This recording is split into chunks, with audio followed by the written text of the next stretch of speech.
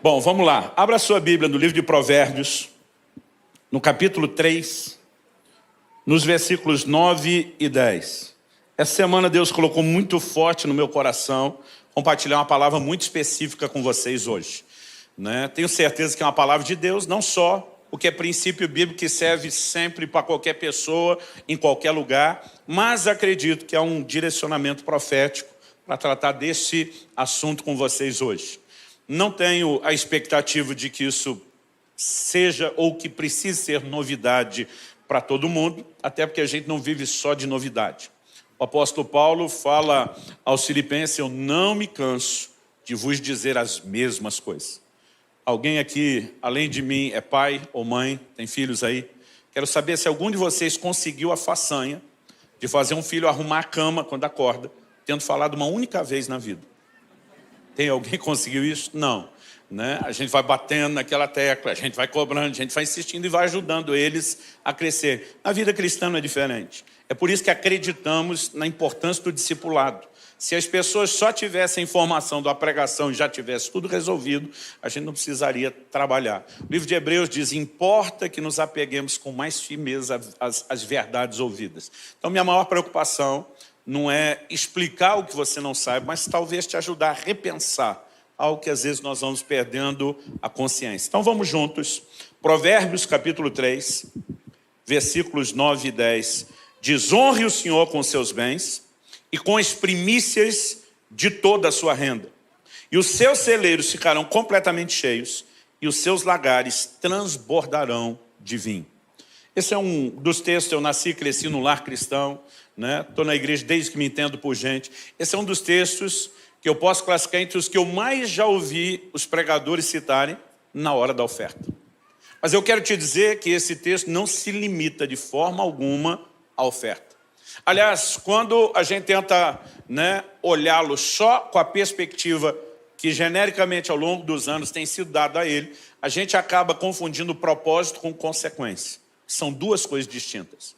Quando Deus diz a respeito de honrá-lo com os nossos bens, com as primícias da nossa renda, ele está falando de um propósito. Quando ele diz que os celeiros vão se encher e os lagares vão transbordar, ele está falando de uma consequência, de um efeito colateral. Muitas vezes nós transformamos a consequência em propósito e ignoramos o propósito a ponto de não colocá-lo nem no patamar da consequência. O propósito é dar a Deus honra. A consequência são os celeiros cheios. Então, não será a minha ênfase a bênção dos celeiros cheios ou dos lagares transbordantes, mas sim o fato de que devemos dar a Deus honra. Durante muitos anos, no ministério, eu tinha dificuldade de pregar ou ensinar qualquer coisa ligada a dinheiro. Não precisava ser sobre contribuição. Minha palavra hoje não é sobre contribuição. A oferta já aconteceu, sua carteira está a salvo. Pode me ouvir sem nenhum medo ou resistência, ok? Mas durante muito tempo, como pastor, eu tinha esse receio. Até por conta de muitos exageros da parte de alguns, que faz com que os evangelhos, de uma forma geral, generalizadamente, paguem a conta. Mas eu comecei a perceber, e Deus falou muito forte comigo a respeito disso no início de 2001, eu já estava no pastorado desde 93, pregando a palavra de Deus há mais tempo, e até então eu quase não tocava nesse assunto. Deus começou a me fazer perceber o quanto a palavra de Deus enfatiza o assunto do dinheiro. Por exemplo, Howard Dayton, do Ministério Crown, no livro O Seu Dinheiro, ele diz: se você pegar os assuntos de fé e oração juntos, quantos concordam que fé e oração são assunto importante? Se juntar esses dois assuntos, a soma de versículos que tratam desses dois assuntos, dos dois juntos, vão dar em torno de 500 versículos. Mas sobre bens, riquezas e posses, a Bíblia tem cerca de 2.350 versículos. A Bíblia fala quase mais sobre dinheiro do que sobre salvação. Em quase metade das parábolas do Senhor Jesus, ele toca no assunto de bens, riquezas e dinheiro. Significa que nós não podemos ignorar o assunto.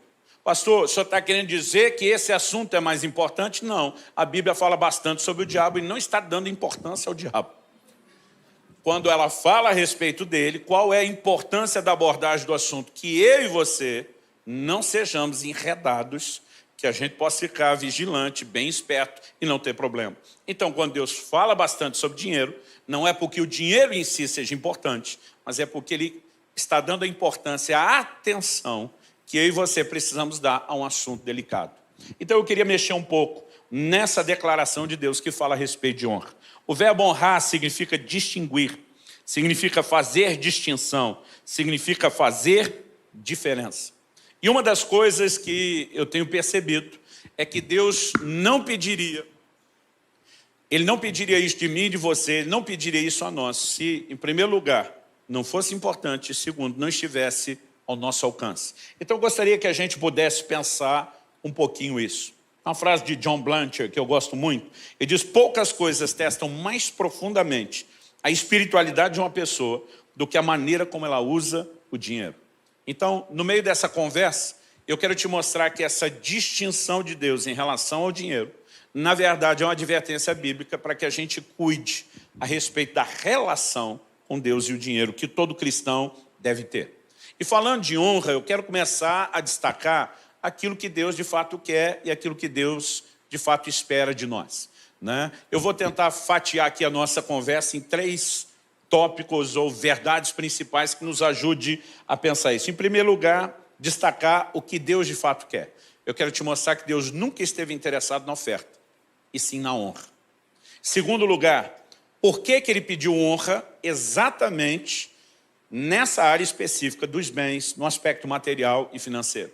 Em terceiro e último lugar, nós vamos perceber que o que realmente importa não é aquilo que é entregue, materialmente falando, mas a expressão do coração, né, que isso acaba se tornando. Então vamos começar em primeiro lugar a respeito do que Deus quer. Eu quero pular para um outro texto bíblico que nos ajuda a entender essa questão da honra, que é Malaquias, capítulo 1. Eu vou ler aqui dos versículos 6 até o 10. Eu estou lendo na Nova Almeida atualizada.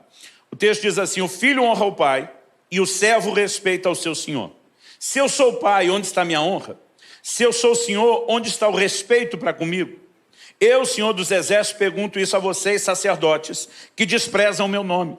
Mas vocês perguntam: como desprezamos o teu nome? Vocês oferecem pão impuro sobre meu altar e ainda perguntam: em que te havemos profanado?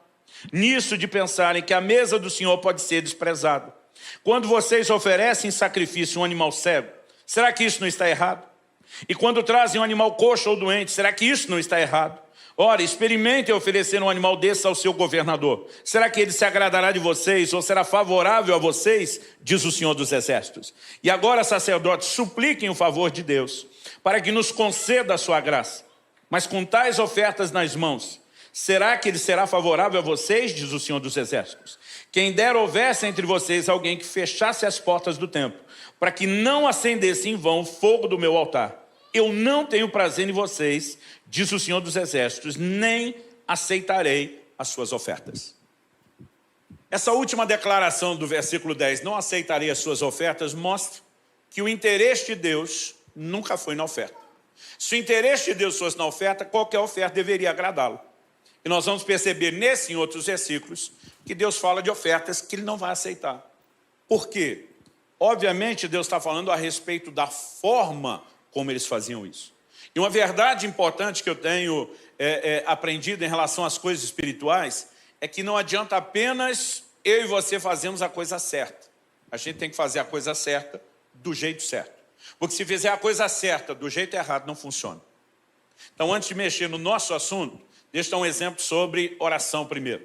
Tiago, capítulo 4, versículo 2 diz: nada tendes porque não pedis. Tem crente que não recebe de Deus porque não pede, porque não ora. Isso nos ajuda a compreender que uma das formas de recebermos de Deus é pedindo. Quantos pidões temos aqui? Mas o versículo seguinte, Tiago 4,3 diz: pedis e não recebeis porque pedis mal. Então, uns não recebem porque não pedem. Outros pedem que é a coisa certa para receber, mas não recebem porque estão pedindo mal. Qual a definição de pedir mal em Tiago 4,3? Ele diz: para esbanjardes em vossos próprios deleites. Então, se você faz a coisa certa que é orar, mas do jeito errado, com motivações erradas, não funciona.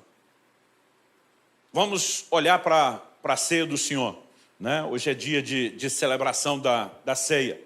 Paulo diz em 1 Coríntios 10:16, ele chama o cálice de o cálice da bênção.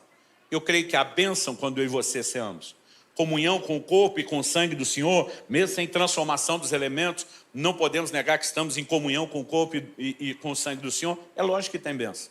Mas ele diz, examine-se o homem a si mesmo. Porque se alguém comer ou beber de forma indigna, será réu de juízo. Aquilo que é para ser bênção, se for feito ou praticado da forma errada, em vez de bênção, vira juízo. Porque se você cear, que é a coisa certa para ser abençoado, do jeito errado, não funciona. E quando falamos de contribuição ou qualquer outra coisa relacionada ao dinheiro, não é diferente. Então nós precisamos entender que Deus está dizendo a um povo que estava ofertando a ele chega ao ponto de dizer, quem dera houvesse alguém que fechasse as portas ali é do templo. Deus está dizendo, vocês estão acendendo em vão, à toa, o fogo do meu altar. Em outras palavras, o que ele está dizendo, se é para ofertar desse jeito, era melhor fechar a porta, não ter culto e acabar com a brincadeira. Porque Deus está dizendo, ou vocês me dão o que eu quero, que é honra, ou não precisa dar nada, que é a oferta. Em outras palavras, Deus está dizendo, eu nunca quis a oferta. Eu queria que a oferta fosse expressão de honra. Se vocês não vão me dar honra, não precisa dar oferta. Ele começa no versículo 6, cobrando. O filho honra o pai, o servo honra o seu senhor. São os dois níveis de relacionamento que nós temos com Deus. Estão sendo exemplificados aqui. Ele é nosso pai, nós somos seus filhos. Ele é nosso senhor, nós somos seus servos. Ele está dizendo, agora, por que é que vocês não me honram e nem me respeitam?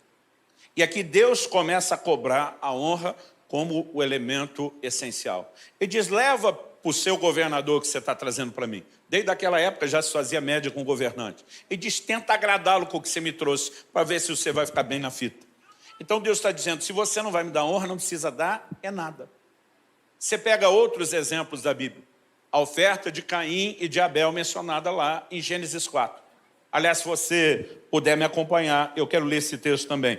Gênesis 4, de 3 a 7, diz assim, aconteceu que, ao fim de um certo tempo, Caim trouxe do fruto da terra uma oferta ao Senhor.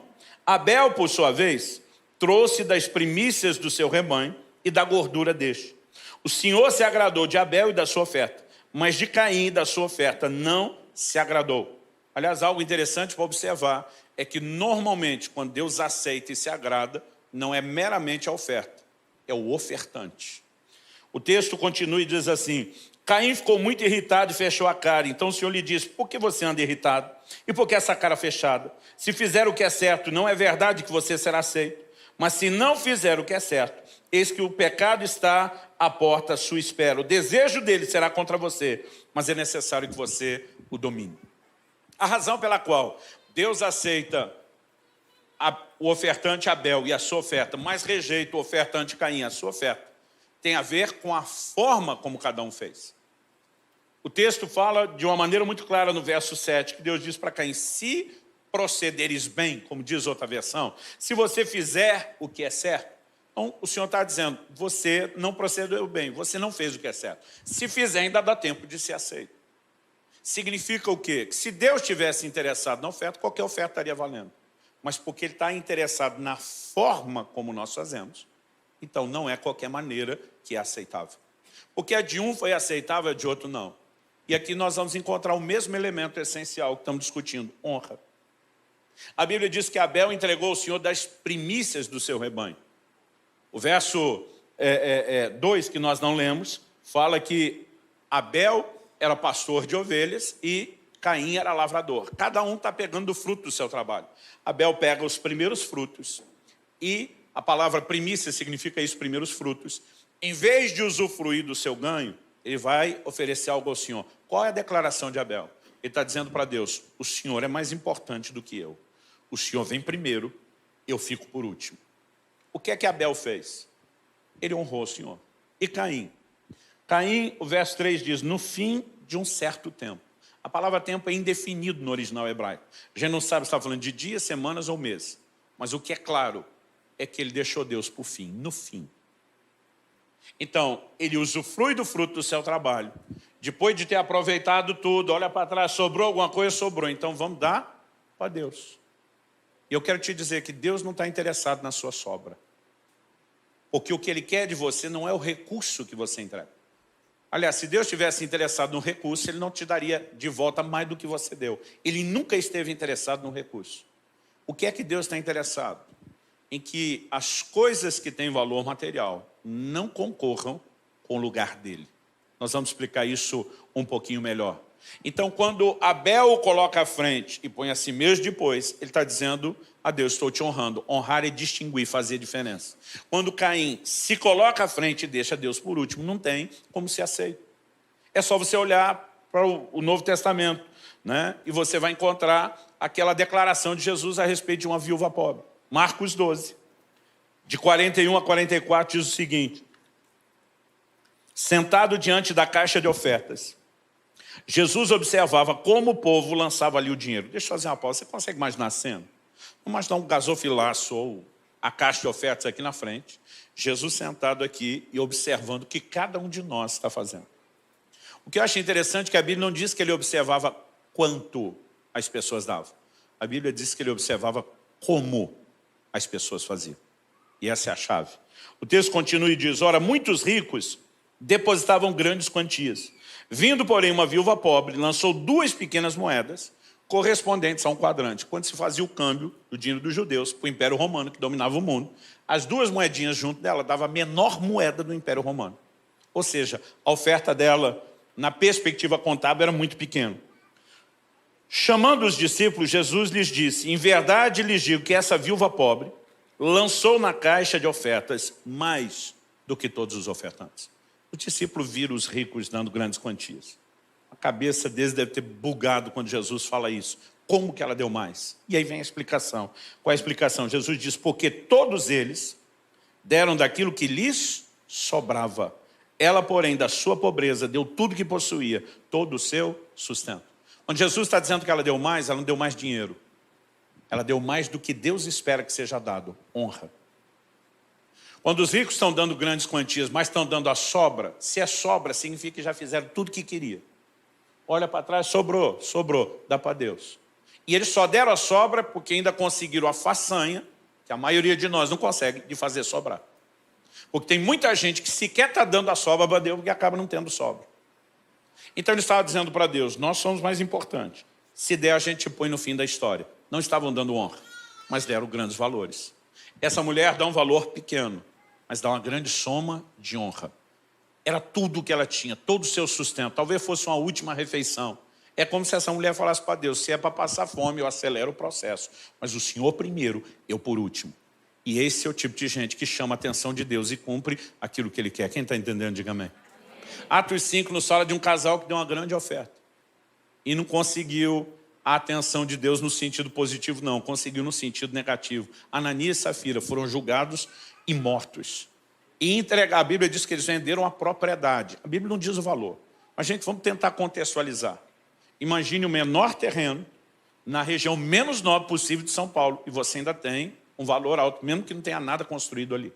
Aí a pessoa vem e diz, não vou dar tudo, só vou dar 80%. Ainda é uma baita de uma oferta. Mas a questão é que o que Deus tinha pedido era algo diferente. Eles, além de desobedecer, mentiram. Então, assim, não é a oferta. Deus não está interessado nela. É o coração. Se nós não prestarmos atenção nisso, nós nunca vamos relacionar com Deus da forma correta. Gênesis 22. Deus pede para Abraão a maior oferta que poderia ser pedida. O próprio filho. O velhinho esperou anos por um milagre e o cumprimento da promessa, que finalmente aconteceu. Eu fico imaginando a alegria deles. Né?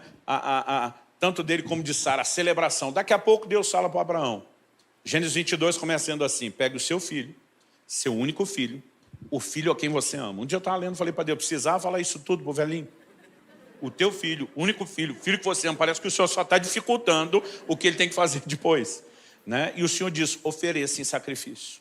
E lá vai o louco do Abraão, porque a gente não consegue definir isso de outra forma. A gente chama de pai da fé, mas é insano. A Bíblia diz que ele cria que das cinzas Deus poderia ressuscitar o filho, porque Deus não ia contradizer a sua palavra, mas ele vai disposto, né? E diz para os servos, nós vamos adorar, nós voltaremos, mas ele vai disposto às últimas consequências. Na hora que levanta o cutelo para terminar o serviço, o anjo do Senhor brada do céu, não faça isso. Eu não sei como você lê a Bíblia. Eu vou dizer como eu gosto de ler. Eu gosto de ler me colocando lá dentro da história, imaginando se fosse eu vivendo isso. E uma das primeiras coisas que me passa na cabeça é que se eu já estivesse naquela... Gente, eu não imagino com Abraão assim, de boa, vou sacrificar um filho como se fosse a coisa mais normal. Você imagina a tensão, o volume de emoções envolvido? Aí, a hora que ele levanta o cutelo, o anjo do Senhor brada do céu, não faça isso. Eu acho que se fosse eu, apesar do alívio, diria, se decida. O senhor quer ou não quer o menino? Mas eu acho que se eu gritasse isso, o anjo gritaria de volta, eu nunca quis o menino. O que eu queria era a sua disposição de entregar. Era a certeza do primeiro lugar. E já que eu tenho isso, pega de volta o menino e de lambuja, eu vou lhe dar uma grande descendência. Quando a Bíblia está dizendo, se eu e você honramos ao Senhor, Ele vai encher os bens, os nossos celeiros, ao honrarmos com os bens e transbordar os lagares. Ele está dizendo, eu não quero te esvaziar, eu quero te encher. Mas Ele está dizendo, eu só posso fazer isso depois da certeza de que isso não concorre com o meu lugar no seu coração. Então não se trata de barganha. É aí que nós vamos entender, e eu quero transicionar para o meu segundo ponto na construção do raciocínio, porque Deus pediu honra específica nessa área dos bens. Então vamos pensar juntos, gente. Não é a única forma de honrar o Senhor. Em Marcos 7, versículos 6 e 7, Jesus cita o profeta Isaías dizendo, esse povo me honra com os lábios, mas seu coração está longe de mim. Então existe um honrar com os lábios. O livro de Hebreus fala dos sacrifícios de louvor, que são fruto de lábios, confessa seu nome. Agora há pouco, enquanto estávamos cantando de adoração, nós estávamos honrando ao Senhor. Há muitas formas de honrar a Deus, mas em nenhuma delas Deus foi tão incisivo, direto e objetivo, como quando Ele pediu honra com os bens. Então a pergunta é, por que honrá-lo nessa área? Vamos começar por eliminatória. Não é porque Deus precisa. Em Atos 17, quando Paulo está pregando em Atenas, ele diz que Deus não é servido por mãos humanas como se precisasse de alguma coisa. Ele é completo e absoluto em si mesmo. Ele não tem necessidade de nada. Então, porque ele pediu a honra, vamos eliminar. Se não é por ele, sobrou quem? A gente. A honra não é importante para ele. A honra é necessária para nós. É um efeito regulador num assunto delicado. Quando eu digo assunto delicado, é a relação com o dinheiro. Com isso, eu não quero dizer que o dinheiro em si seja errado. Um dia um irmão falou para mim, pastor, já dizia a Sagrada Escritura que o dinheiro é a raiz de todos os males. Eu falei, a Bíblia nunca disse isso. Ele falou, disse. Eu falei, não disse. Disse, não disse. E ele falou, não, tem um versículo lá. Eu falei, qual? Ele falou, não, se o senhor me ajudar a achar. Eu falei, você deve estar falando desse. Aí eu li para ele, 1 Timóteo 6, 9 e 10, que diz assim, mas os que querem ficar ricos caem em tentação, em armadilhas e em muitos desejos insensatos e nocivos, que levam as pessoas a se afundar na ruína e na perdição. Porque o amor ao dinheiro é a raiz de todos os males. E alguns nessa cobiça se desviaram da fé e atormentaram a si mesmos com muitas dores. Ele falou, aí, ó. Eu falei, não, aqui a Bíblia diz que o amor ao dinheiro, não o dinheiro. O amor ao dinheiro é a raiz de todos os males. Ele me olhou e falou, qual a diferença? Eu falei, a diferença é gigante.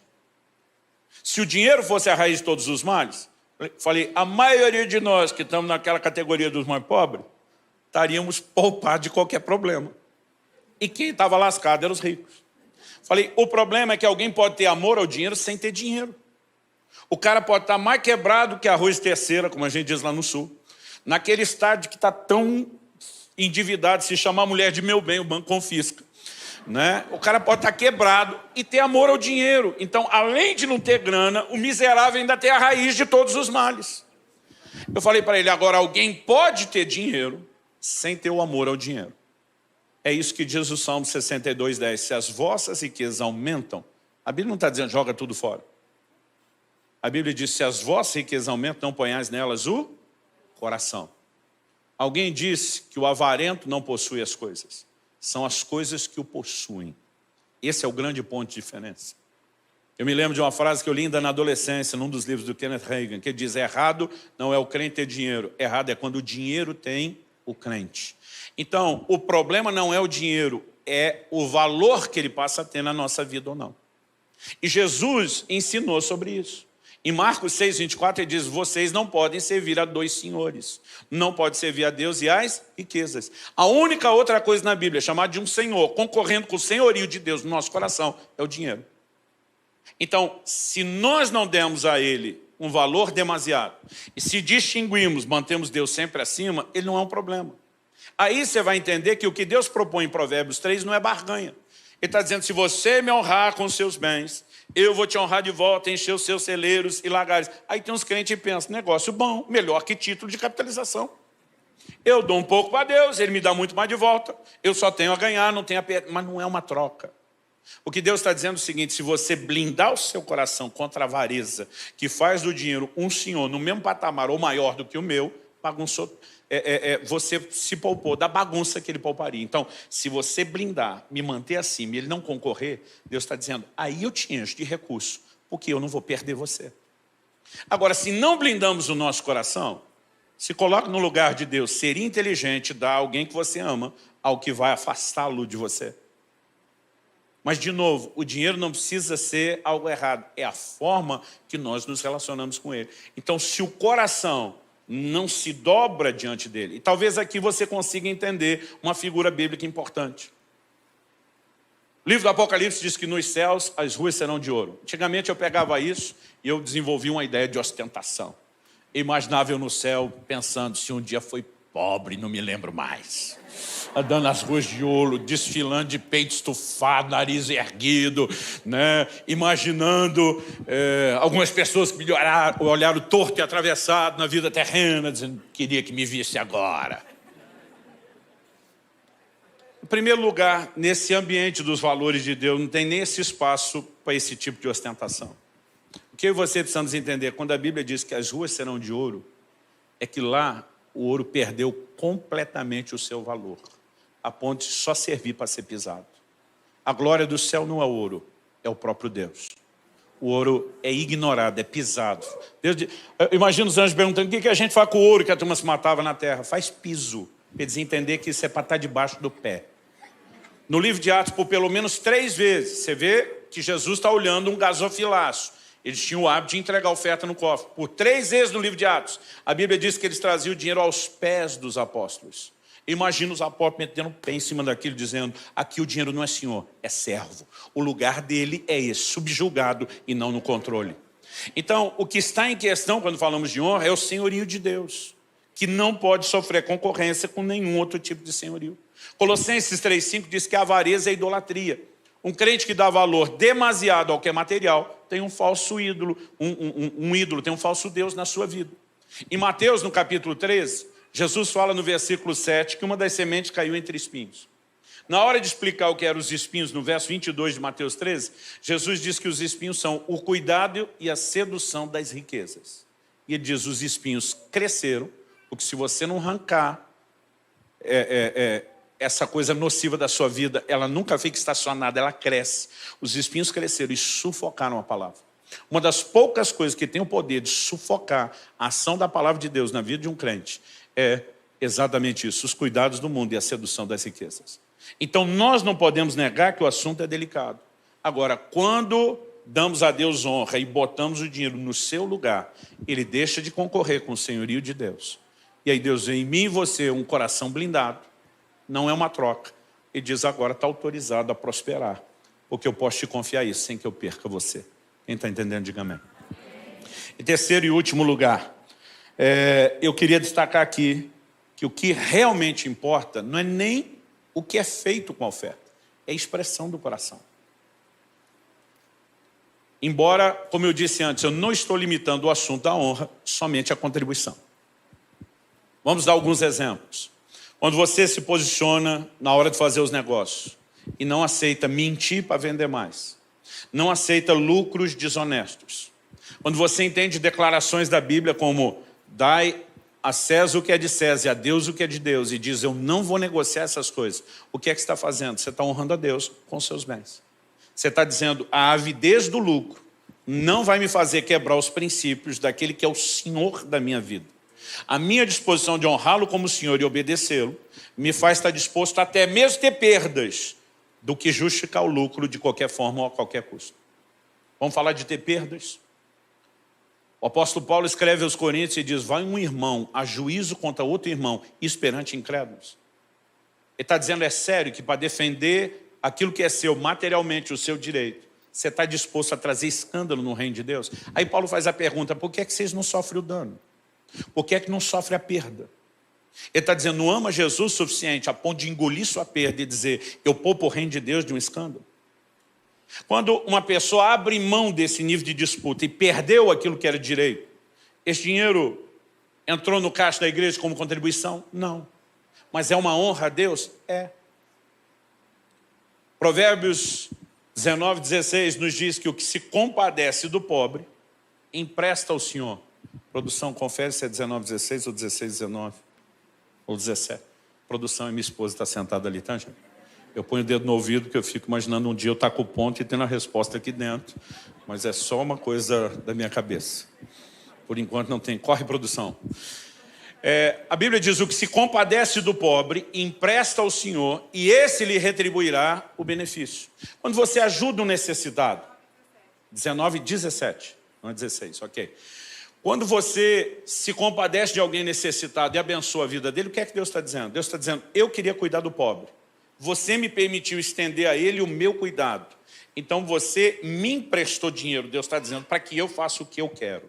Deus diz: agora eu vou lhe retribuir. Porque o Deus que diz para mim e para você não dever nada a ninguém, Ele também não fica devendo nada a ninguém. Ele honra seus compromissos.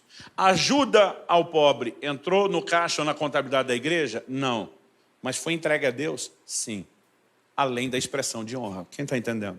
Então nós não estamos limitando o assunto aqui à contribuição. Tudo o que fazemos na área financeira.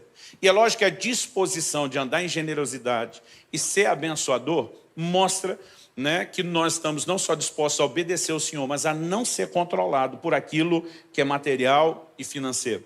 Mas vamos observar que o mais importante é a expressão. Em Malaquias, no capítulo 1, a gente leu do 6 ao 10. Agora eu quero ler os versículos 13 e 14.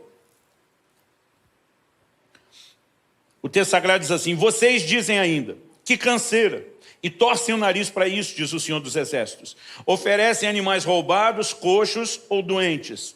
Vocês acham que eu vou aceitar isso, diz o Senhor? Maldito seja o enganador, que tendo um animal sadio no seu rebanho, promete e oferece ao Senhor um defeituoso. Porque eu sou o grande rei, diz o Senhor dos Exércitos, e o meu nome é terrível entre as nações. O problema de alguém oferecer um animal defeituoso, além de violar a ordem específica da lei de Moisés, de que o animal do sacrifício deveria ser perfeito, sem defeito. Em primeiro lugar, o que simbolizava também o sacrifício de Cristo. Mas também significa que para Deus, eu e você precisamos fazer o melhor. Deus não está condenando quem entregou um animal defeituoso porque não tinha outra opção. Ele diz: maldito seja o enganador. Ele está falando de má fé. Que tendo um animal sadio no rebanho, promete e oferece ao Senhor um defeituoso. Agora, a pergunta a ser feita é: por que esses judeus do Antigo Testamento oferecia um animal de segunda linha para o Senhor, em vez de entregar o de primeira linha? Nós não estamos falando de gente desviada ou que não quer nada com Deus, senão eles nem estariam no templo e sequer estariam ofertando. Mas já que foram ofertar, por que estão ofertando o pior em vez do melhor? A Bíblia não é clara a respeito disso, porque aí o assunto é motivação do coração. Então agora eu quero ser honesto e dizer que eu vou entrar no terreno da especulação. Tem coisas que a gente vai pensando, deduzindo, e a gente vê esse tipo de leitura e aplicação feito por Jesus e até mesmo pelos apóstolos algumas vezes. Então vamos imaginar. O que era feito com a oferta? O sistema de adoração do Velho Testamento não era com música como eu e você fazemos hoje. Davi introduz a música no seu tabernáculo. Ela era basicamente feita pelo grupo dos levitas, mas não por todo o povo. Eles já tinham a prática dos salmos, mas a ênfase não era como a que temos hoje na adoração por meio da música. Era principalmente no sistema de sacrifício. Agora, em termos práticos, o que é que virava o sacrifício depois de ter sido oferecido? Churrasco. O altar do holocausto era a churrasqueira com grelha e tudo. O sacerdote era o churrasqueiro expert, especialista, treinado naquilo. A gordura pertencia ao Senhor, o animal era limpo, a pele, as tripas, os órgãos internos eram removidos, a gordura era queimada diante do Senhor. E a carne que era assada no fogo era comida. A maior parte do sacrifício era comido pelo ofertante e sua família, e uma parte era entregue ao sacerdote e à sua família. Eles comiam aquela carne, virava churrasco. Eu imagino que, às vezes, o foco do ofertante ficava só no que será feito com a oferta. Ele pensava, talvez, assim: já que vai virar churrasco mesmo, por que é que eu vou entregar um animal perfeito, que lá fora, na hora de vender no mercado, pega um preço bom? e não entregar esse bichinho cego, manco. Quando a Bíblia fala de dilacerado, é quando um lobo tentou abocanhar, ele salvava, mas o bicho comia variado depois, né? Ou seja, era o bichinho de segunda linha que não tinha preço bom na hora de vender. Eu acho que o cara imaginava, vai virar churrasco mesmo. Gente, imagine você comendo agora, eu sei que é quase uma tortura fazer isso perto da hora do almoço. Imagina você comendo um pedaço de picanha. Toda vez que eu falo dela, ela aparece na minha frente, é impressionante. Aí você corta um pedaço daquela picanha, não sei você, eu gosto no ponto, põe na boca. Acho que você está saboreando ela. De repente você diz assim, que delícia. Pena que o bichinho era cego. Você consegue imaginar alguém com esse poder de degustação? Eu não. E olha que eu já tive superpoderes no meu paladar. Teve uma época, uns 30, 40 quilos atrás, né? Quando eu ainda bebia refrigerante, faz muitos anos que eu estou livre disso, eu dizia para as pessoas, se me der um copo de Coca-Cola, e eu beber isso, eu te digo a embalagem. Não era só dizer se é vidro, lata, eu digo se o plástico é mole, se o plástico é duro, né? Porque afeta o sabor. E um dia eu estou pregando no interior do Paraná, dei esse exemplo. Quando terminou o culto, fomos para a casa que eu estava hospedado. Quando cheguei, tinha um monte de gente lá. A maior parte era da liderança da igreja. Eu pensei, que está essa multidão? Quando eu cheguei, foi todo mundo abrindo espaço e, de repente, eu enxerguei. Tinha a mesa, que estava do lado de fora, numa cozinha externa, e tinha só um copo de Coca-Cola no meio. E aí o pastor falou, a hora do tira-teima. E essas são as testemunhas. Eu peguei aquele copo de Coca, dei um gole, e quando eu dei aquele gole, falei, a Coca é de uma garrafa PET de 2 litros, plástico mole. Falei, mas esse pinguinho, que algum miserável colocou de Pepsi Twist Light, tentando me enganar, isso é apelação. Um irmão estava do lado diz, cruz credo. Aí eu já emendei uma outra brincadeira que eu fazia, na época eu sabia de cor os códigos de barra de cada tipo de produto. Eu falei, e pega aí, falei pro dono da casa, pega a embalagem que eu vou dar mais um gole e falar o código de barra. Quando eu falei, ele, o sangue de Jesus tem poder. Agora, nem com esse nível de superpoderes que eu já tive, provando a picanha eu conseguia saber se o bicho era cego, se era míope, se enxergava direito. Porque, na verdade, não vai mudar o gosto da carne. Né? Agora, imagina esse cara dizendo, para que me preocupar em entregar o melhor se não faz diferença? A questão não é o que seria feito com a oferta. É a declaração que está sendo comunicada. Quem está entendendo, diga amém. Eu nunca fui louco de dar à minha mulher uma flor murcha despencando. Mas é flor igual, a outra ia morrer do mesmo jeito. Você imagina? Porque a questão não é a flor, é a declaração que está por trás dela. E quando eles olhavam só para o que será feito e perdiam de vista a mensagem, é onde, de fato, eles deixavam de comunicar honra. Vamos dar uma olhada em outro exemplo do Novo Testamento, e aqui a gente termina. Marcos capítulo 14. A partir do versículo 3 diz assim, quando Jesus estava em Betânia, fazendo uma refeição na casa de Simão, o leproso, veio uma mulher trazendo um frasco feito de alabastro, com perfume muito valioso de nardo puro, e quebrando o frasco, derramou o perfume sobre a cabeça de Jesus.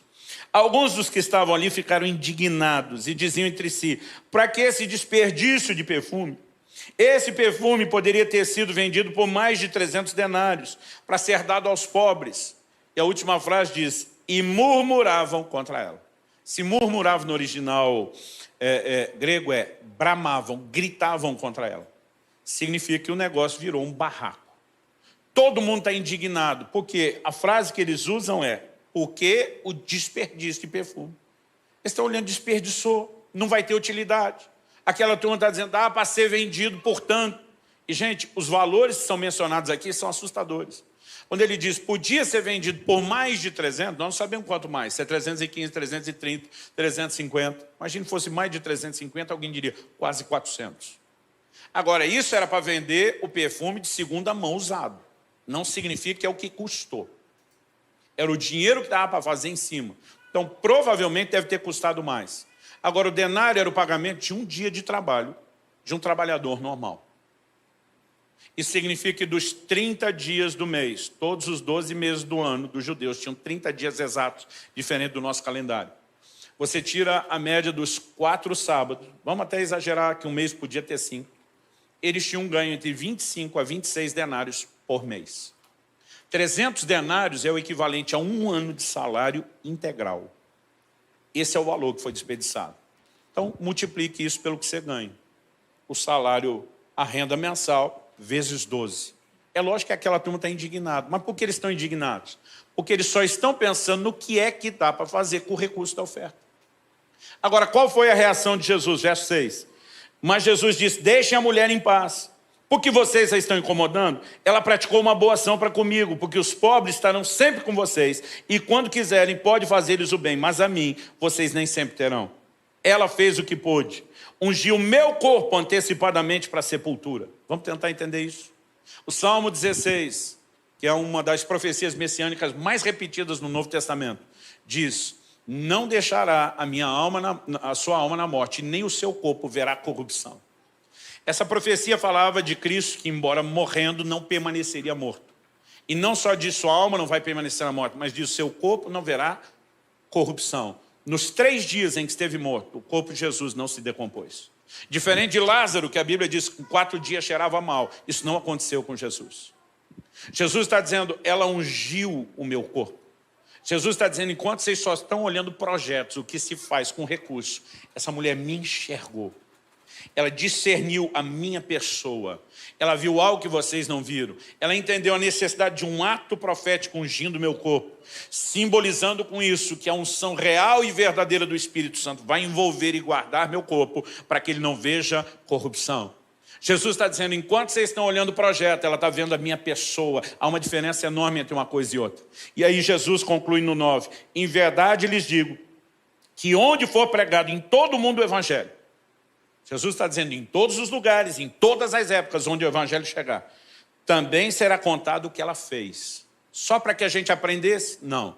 Jesus diz para a memória dela. Jesus imortalizou essa mulher, Maria de Betânia. E o que ele estava dizendo com isso era o seguinte, onde o evangelho chegar, eu quero que essa mulher seja lembrada pelo que ela fez. É um nível de honra que dessa forma direta e explícita ele não deu nem à sua família, nem aos 12 apóstolos. Agora, se como diz 1 Samuel 2,30, Deus diz, eu honro os que me honram, ele tem honrado ela dessa forma, foi porque ele se sentiu muito honrado. Porque ela entendeu que contribuição não diz respeito a apenas financiar projeto, mas a enxergar o próprio Senhor e declarar algo a respeito dele. Quem está entendendo, diga amém. A Bíblia é honesta de uma forma que às vezes nem eu queria que fosse. Em João 12,6, o apóstolo João denuncia Judas, que foi o primeiro tesoureiro da história da igreja. A Bíblia diz, ele carregava a bolsa onde era colocada as contribuições do ministério de Jesus. E João diz que Judas era ladrão, metia a mão na bolsa. Agora imagina você, trabalhou um dia inteiro suado, foi no dia seguinte ouvir Jesus ensinando, resolveu entregar o seu dia de trabalho, aquele denário que você entregou, que foi na bolsa, logo ele, não foi o do outro, não foi de outra pessoa, o miserável do Judas pegou logo o seu denário. Se o valor da oferta fosse aquilo que é feito com ela, essa pessoa que entregou não teria benefício nenhum. E não estou, imagino que você vai entender isso, fazendo apologia ao mau uso dos recursos de forma alguma. É só você ver o juízo de Deus sobre Judas e você vai perceber quão sério é o assunto e como Deus vai julgar quem está brincando com isso. Então, não estou fazendo apologia, mas a questão é, independente do que será feito, o maior valor não é o que se faz, não é como se faz, é a declaração, é a expressão de quem entrega algo.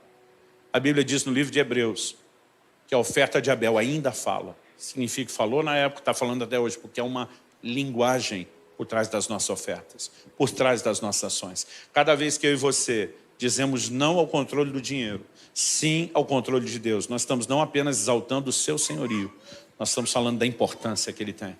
E quando esse lugar é preservado, Deus olha para mim e para você e diz, já que você não corre o risco de ser controlado por um outro senhor que vai destruir sua vida, eu autorizo você a prosperar.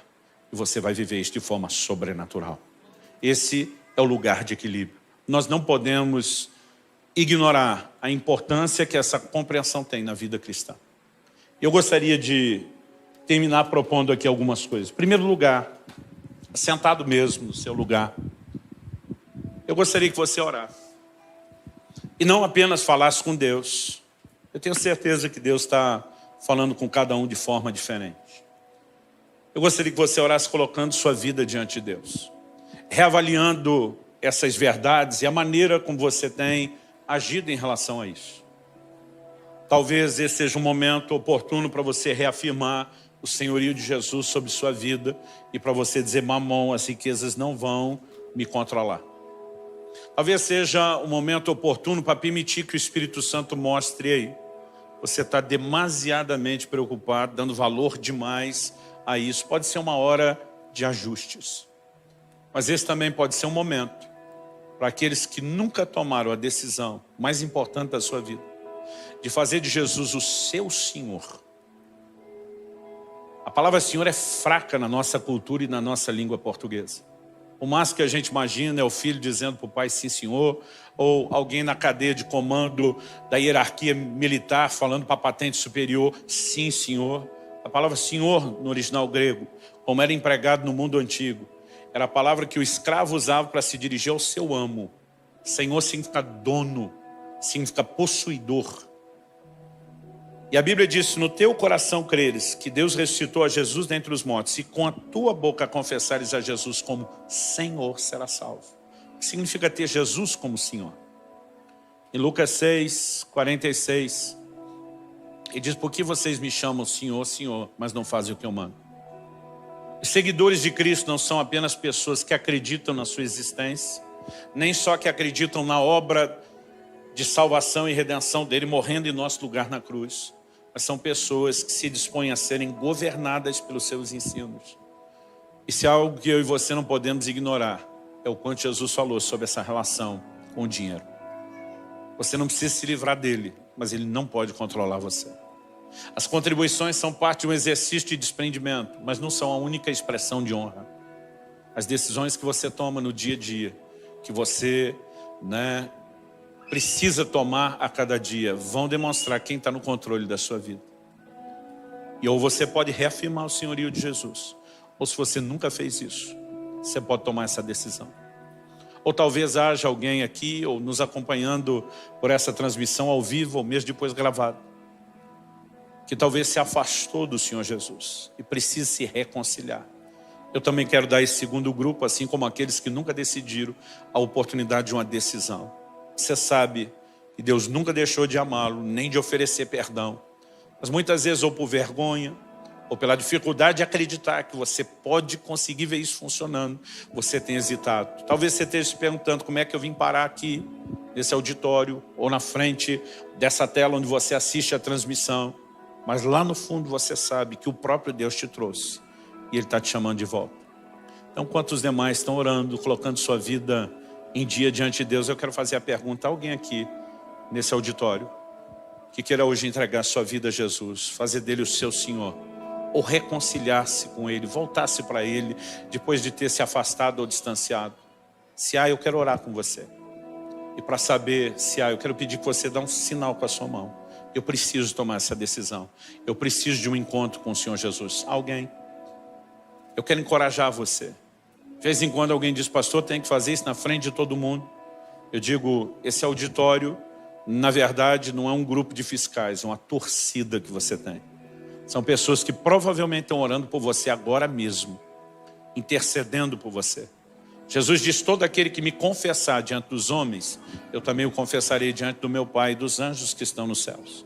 Mas aquele que me negar diante dos homens, eu também o negarei diante do meu Pai e dos anjos que estão nos céus. Mas a Bíblia diz que há festa nos céus quando um pecador se arrepende. E como Jesus mandou a gente orar que a vontade dele seja feita na terra como é no céu, me parece claro que ele também queria que houvesse festa aqui. A gente sempre faz festa quando alguém se decide.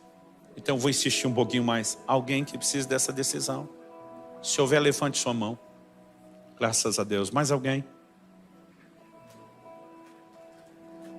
Eu vou pedir que você que levantou sua mão possa se dirigir rapidamente aqui à frente. Eu quero que você que está no seu lugar tenha a liberdade de celebrar conosco a Deus essa decisão, com uma salva de palmas ao Senhor. Você que nos acompanha pela transmissão e quer tomar essa decisão agora, você também pode fazer isso nesse momento. A Bíblia diz: todo aquele que invocar o nome do Senhor será salvo. Muitas vezes nós ajudamos as pessoas a repetirem a oração, mas o que você realmente precisa é clamar o nome de Jesus, é reconhecer sua condição de pecadora dele, de Salvador, é entregar o controle nas mãos dele. E isso precisa ser feito publicamente, não só a primeira decisão. Isso depois será seguido pelo batismo, que é uma confissão pública. Você pode orar com ele.